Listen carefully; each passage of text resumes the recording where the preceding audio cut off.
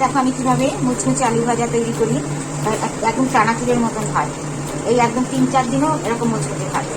তার জন্য আমি কি করেছি, এই যে বড় বড় যে সাইজের আলু আছে, আলুগুলো স্কিনটা ছাড়াবো না, আমি স্কিনটা না ছাড়িয়ে গ্রেটারে পুড়িয়ে নিয়েছি। নেওয়ার পরে এবার 1 ঘন্টা নুন জলে ভিজিয়ে রেখেছি। রাখার পরে এবার আলুটাকে আমি এইভাবে চিপড়িয়ে চিপড়িয়ে জলটা ফেলে দেবো, অল্প জল থাকবে।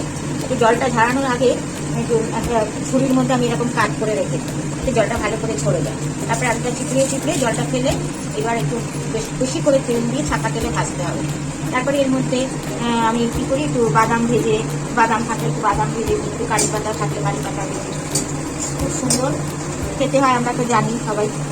যাই হোক, আমি এইভাবে মুচমুচে আলু ভাজা তৈরি করি। ভিডিওটা দেখবেন, ভিডিওটা দেখার জন্য ধন্যবাদ। আর অবশ্যই মামনি রান্নাঘরে স্বাগত সবাইকে, নমস্কার। এটা চিপড়িয়ে চিপড়িয়ে দিয়ে দিচ্ছি।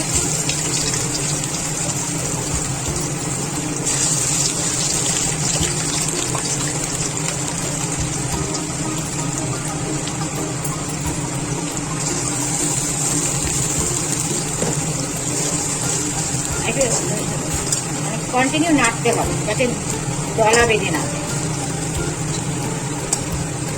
এরকম ছড়িয়ে দিয়ে